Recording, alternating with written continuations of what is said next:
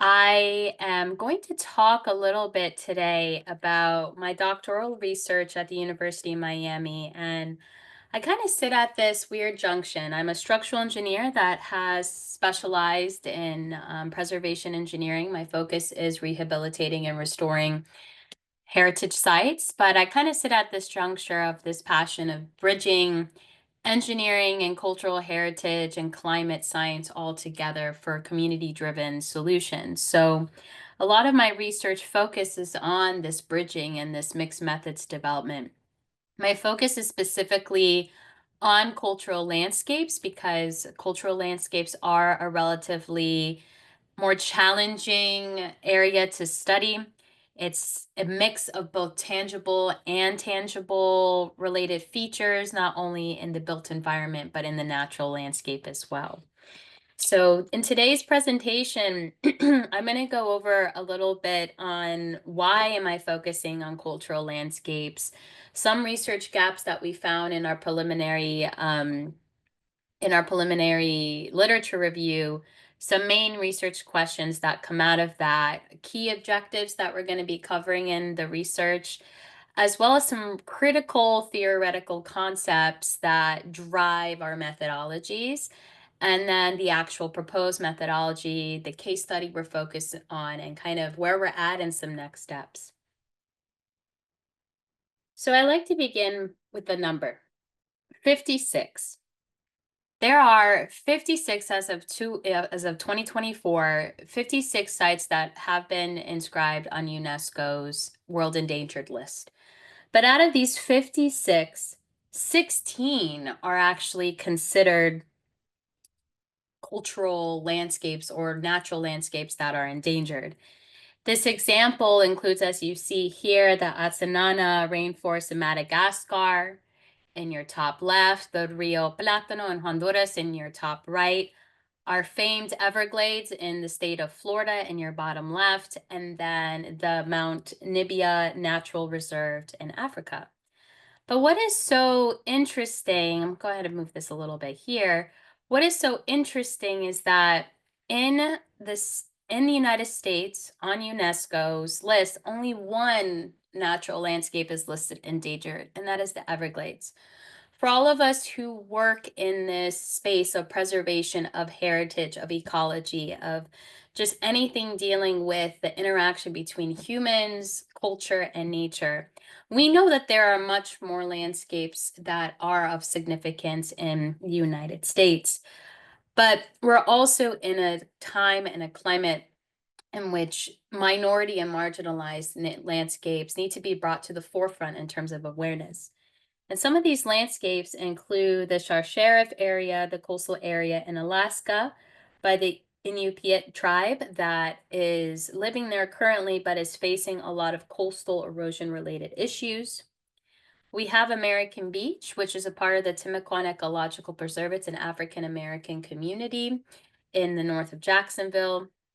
And then we have the unfortunate famed Isle de Jean Charles, which was known for its managed resettlement retreat in 2016.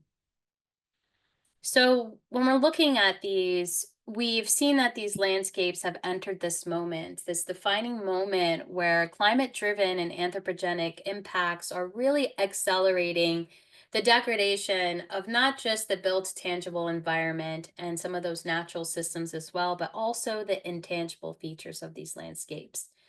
So, a big gap in our research showed that despite the pivotal role of communities, these human societies that shape and manage and sustain these landscapes, efforts to quantify cultural landscape resilience have remained relatively limited and unexplored. And that the attempts to quantify have often also led not having the community be a part of the process. So, foundational to our work is that we're proposing that a new transdisciplinary approach is needed to actually quantify landscape resilience. So, then our research question becomes what are the quantifiable community based metrics that represent resilience in cultural landscapes?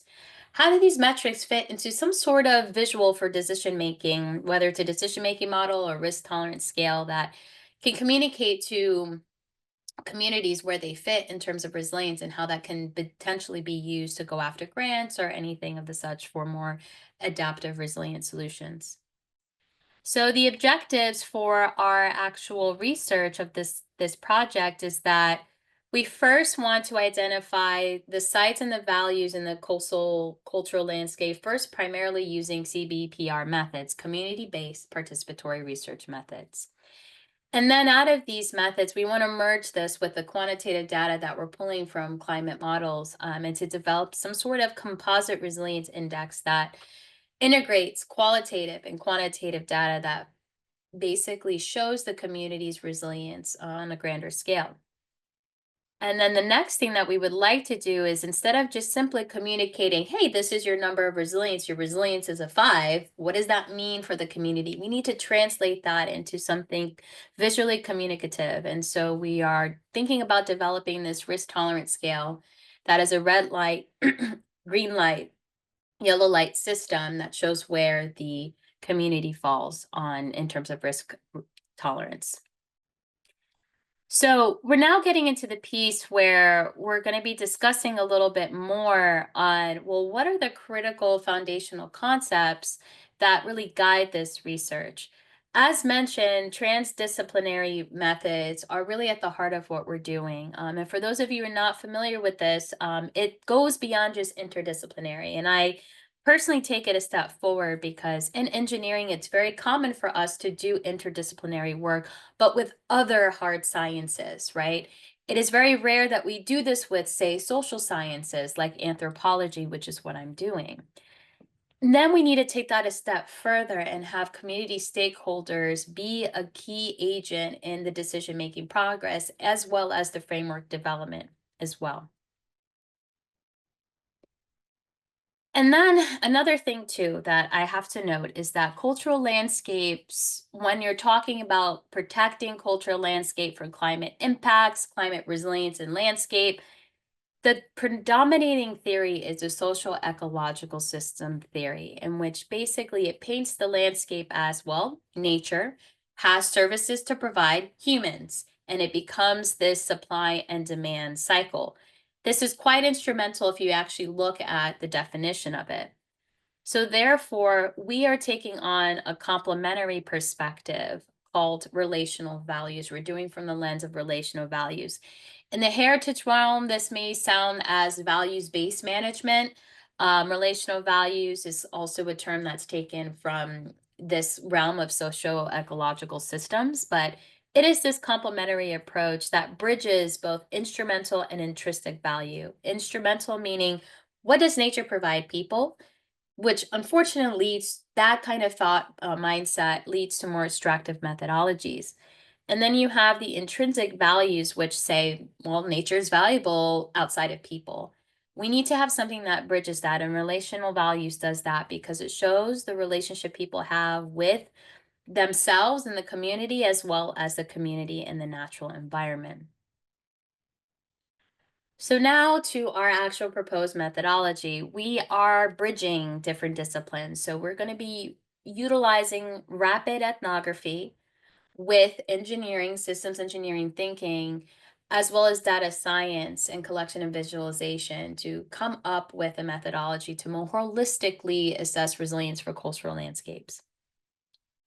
So we are beginning with CBPR, and again, this is community-based participatory research methodologies. This is step 1 of our research. Instead of us just going in and deciphering, okay, this is the hazard we're going to model, and we're going to model this. No, we need to spend time with the community to understand first what resilience means to them and how they are defining it, and also the vulnerabilities they are facing. So why do we choose this? When we're looking at relational values and heritage and this realm, it is important to understand, how is this knowledge defined by the community? By whom, about whom, and for what purpose? And then relational values themselves are a cultural phenomena. They influence how we may act and make decisions and how we interact with other people, why we're involved in certain communities and not others. And it requires this immersive community experience to actually understand what people value.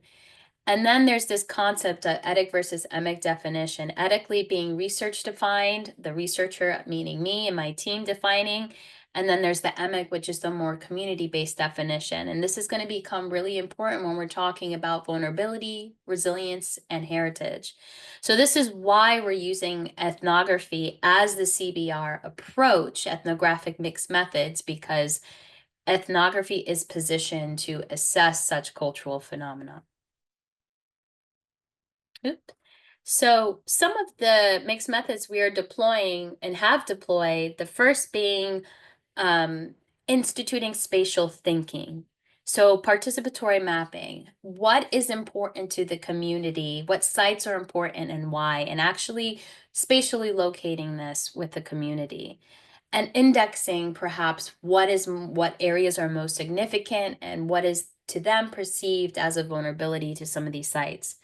To further draw on these relational values, we are also collecting these oral histories through photo elicitation, where I go ahead and I take pictures of these sites and basically collect the collective thought on that site.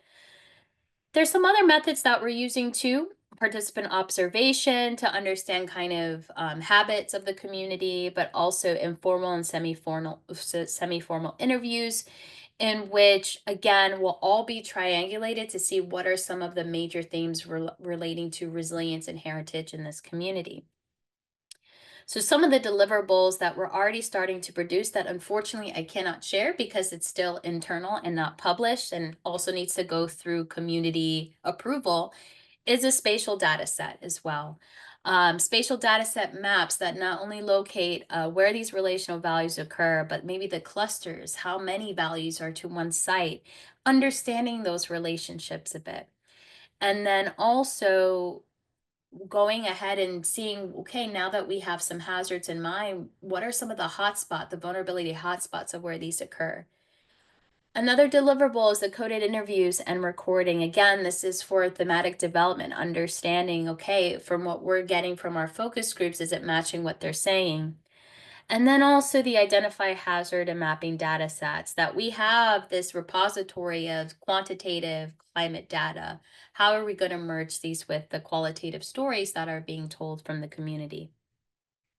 So the next phase of this research that we are about to enter into is the composite metric development. Now, I will preface this by saying you're not going to find a lot here today. And the reason why is because the composite metric development, like when you're doing these mixed methods, it requires you to kind of think about, oh, I have one method, but now as we're kind of taking the data from the focus groups and understanding, we are now moving forward and seeing, hey, this may not be the right methodology. So um, that'll that'll be something we're going to talk about. So the process that we're following in developing a composite metric is by the Organization for Economic Cooperation and Development, OECD. This is kind of the hallmark for creating composite metrics, and it lists these 7 steps of how you create them. Why I've highlighted 1 and 2. We are in the middle of 1 and 2. We're trying to figure out, okay, as we're collecting this focus group data and as we're trying to make sense of it, what's the best hierarchical, composite, numerical framework we can fit that data into? And what data is going to be utilized and what isn't? And again, this is also done in co-production with the community and have them also select and say, okay, yeah, this makes sense that this data input is best representative of our viewpoints and this is not.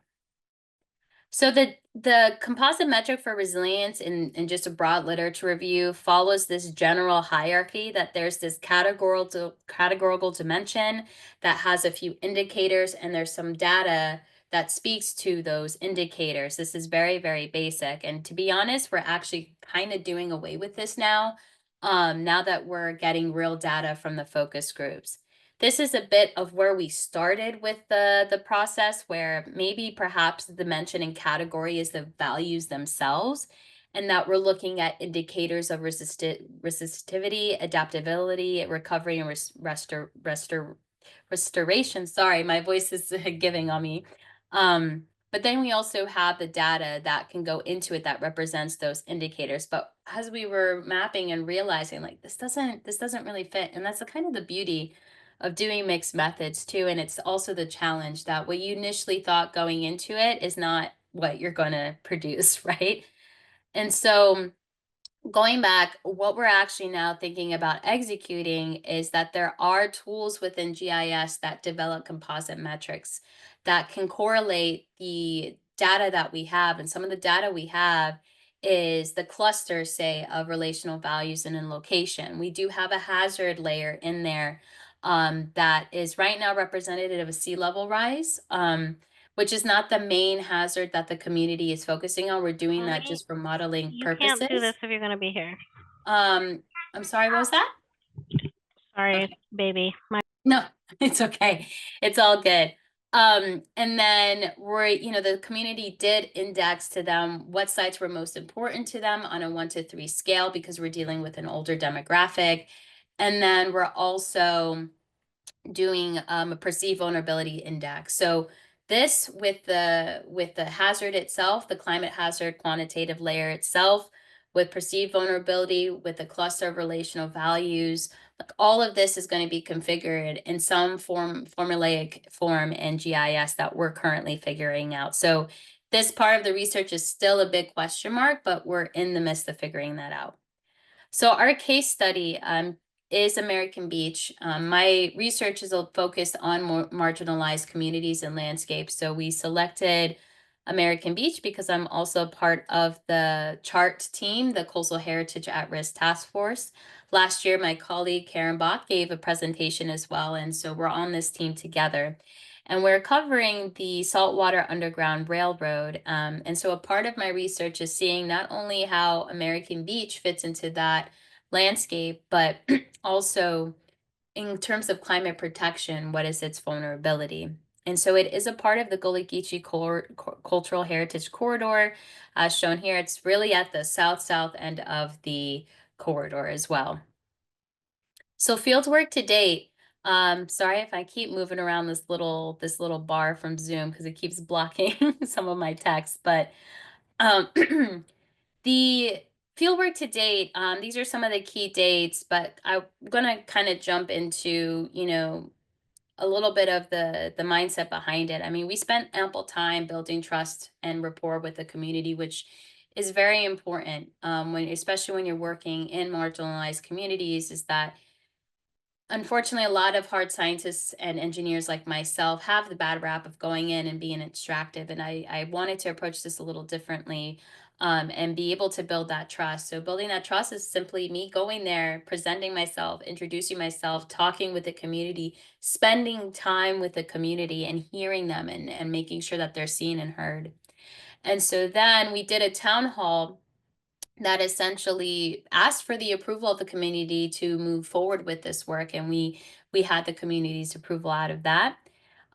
We were also introduced by the community thanks to Adrian Burke and Ennis Davis and their work in American Beach, so that also aided us as well. And they had some meetings going on at the same time, and so we kind of came together on some collaborative meetings in August. Then we had our pilot focus group finally take off in November, and then our subsequent in focus, our in-person focus groups that happened between January and February, and now we're kind of towards the tail end of a lot of this work in terms of now we have remote focus groups held for the remaining two relationship groups.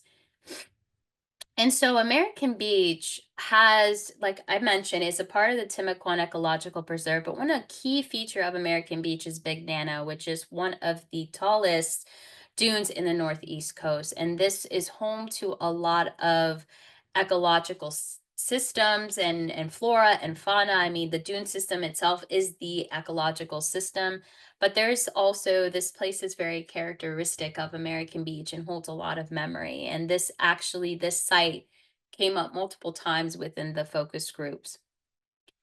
And so some of the preliminary hazards that have came up in our focus groups thus far, one being beach driving, as this not only impacts the area in terms of the ecological systems and the flora and fauna, including the ghost crabs as well as the sea turtles.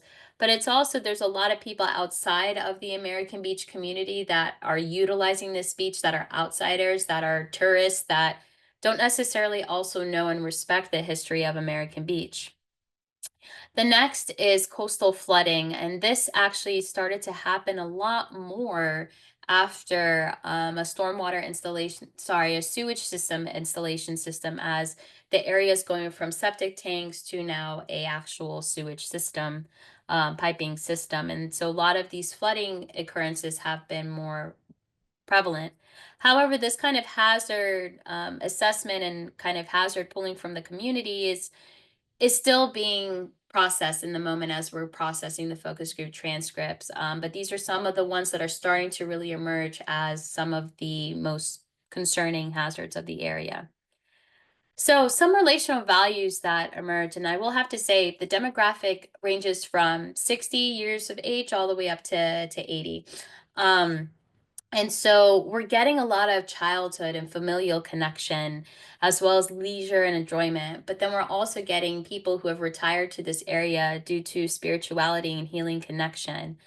Some have also moved to the area to continue to steward the protection of the American beach history and stewarding that heritage forward, as well as this being a part of the Temaquan Ecological Preserve. It's also emerging that natural beauty and aesthetic and being at the beach and having beachfront property is an important value for the community. So, next steps that we are in currently. As mentioned, we have basically almost finished all of our focus groups but two, but we do have enough data to start preliminarily to do some hotspot analysis of what I call value vulnerability.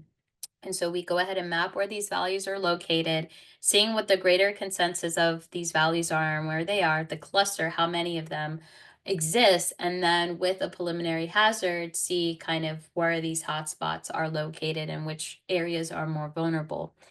Then this will be triangulated too with coded interviews, primarily used with the software in vivo. And then the final step is that composite metric modeling.